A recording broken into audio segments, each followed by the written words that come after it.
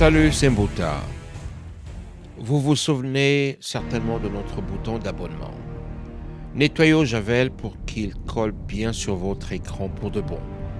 Eh bien, aujourd'hui, on parle d'un sujet où le javel n'est plus une métaphore, mais le poison principal d'une des plus grandes intoxications sanitaires de notre temps, de l'ère de l'Internet.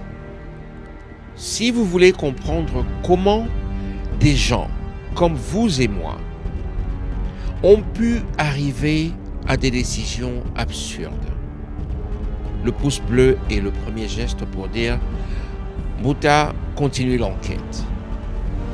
Merci d'avance. Alors, allumons nos projecteurs sur notre mystère d'aujourd'hui. Selon Mbouta, les plus grandes arnaques de notre temps ne promettent pas de vous rendre riche si vite, mais plutôt de vous rendre immortel, dans le sens où, du moins, de vous guérir de toutes sortes de maladies. Nous sommes au milieu des années 2000, sur les recoins de l'Internet, quelque part dans le web, ce qu'on appelle le dark web. Un remède miracle commence à faire parler de lui. On l'appelle le MMS, Miracle Mineral Solution, ou la solution miracle, la solution minérale miracle. Ces promoteurs, souvent des pseudo-scientifiques ou des gourous du bien-être, ils affirment que cet élixir, cette potion, soignerait beaucoup de maladies jusqu'à celle qui est incurable. Du genre le cancer, le sida, le paludisme, etc. Et même l'autisme aussi. La liste est sans fin. Alors, quel est son ingrédient actif?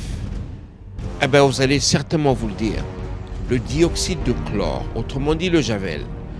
Une substance qui, une fois mélangée, devient un puissant agent de blanchissement. En clair, de l'eau de javel diluée et déguisée en élixir, en potion magique pour soigner toutes sortes de maladies.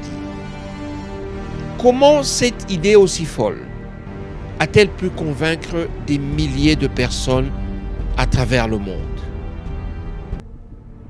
C'est un classique. Le mécanisme est simple.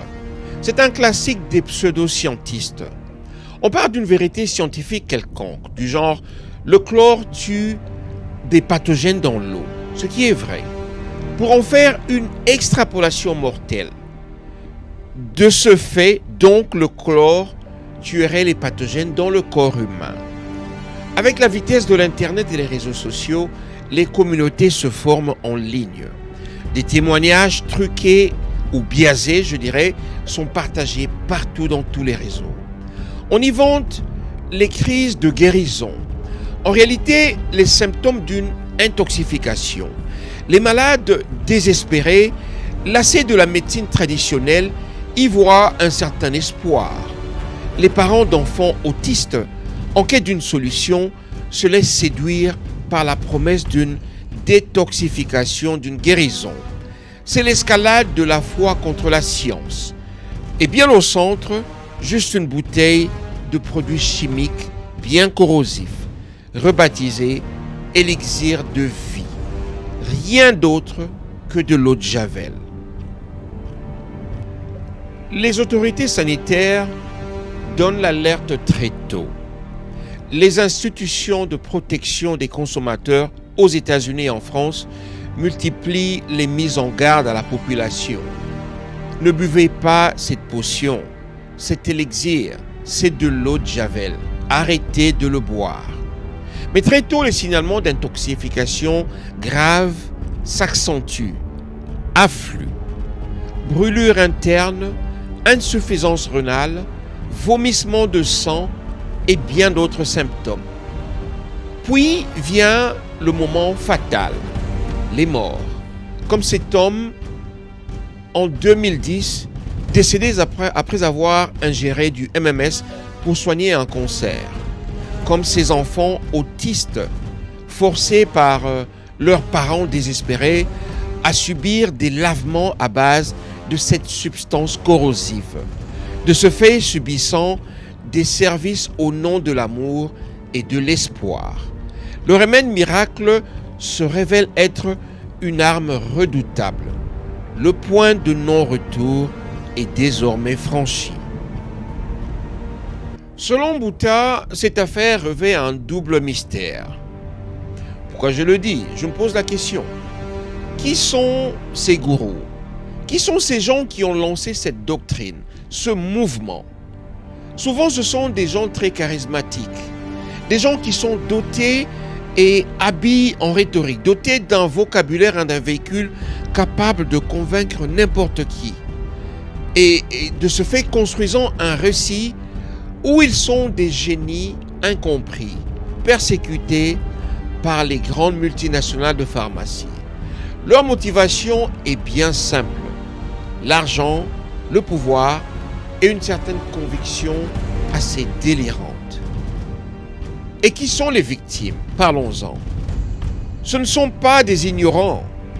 Ce sont souvent des gens instruits, bien instruits, mais cependant désespérés. Leur erreur n'est pas dans la bêtise, mais dans une certaine vulnérabilité ouverte face à la maladie, à l'impuissance de la médecine et face à un certain nombre de maux. Le besoin de croire en un miracle peut facilement court-circuiter toute rationalité humaine. C'est bien ce qu'on appelle le mystère de la persuasion extrême. Alors, quelles leçons tirer de cette sombre histoire? Selon Bouddha, cette histoire nous parle de notre ère numérique, l'Internet, les réseaux sociaux. Ce formidable outil de savoir qui nous aide au quotidien est aussi une machine à amplifier les croyances les plus dangereuses de notre époque. Il permet aux communautés les plus marginales de se retrouver, de se renforcer et de créer des réalités parallèles où, par exemple, avaler de l'eau de Javel devient un acte de libération. La vraie bataille n'est pas contre le Javel, mais contre cet obscurantisme qui se part des atours de la science. C'est une lutte pour l'esprit critique. Il faut savoir poser les bonnes questions, vérifier les sources, se méfier des remèdes universels qu'on trouve presque partout dans les réseaux sociaux aujourd'hui. Comprendre que face à la détresse, notre plus grande faiblesse est parfois de trop vouloir croire à tout ce qui nous passe sous le nez. Cette histoire de nettoyage interne nous oblige à réfléchir. Avez-vous déjà été confronté à des théories pseudo-scientifiques qui vous ont peut-être séduit ou peut-être votre entourage? Comment aider quelqu'un pris dans ce genre d'engrenage, dans ce piège? Partagez vos réflexions dans les commentaires ci-dessous. Si cette enquête sur les limites de la croyance vous a intéressé, vous a intrigué, vous a interpellé, l'abonnement au Javel et le pouce bleu sont les signes pour nous permettre de continuer à creuser ces mystères modernes. Merci d'avance. Selon Bouddha, le plus grand poison n'est parfois pas dans la bouteille, mais dans l'idée qu'on se fait de son contenu. À très bientôt pour une nouvelle histoire.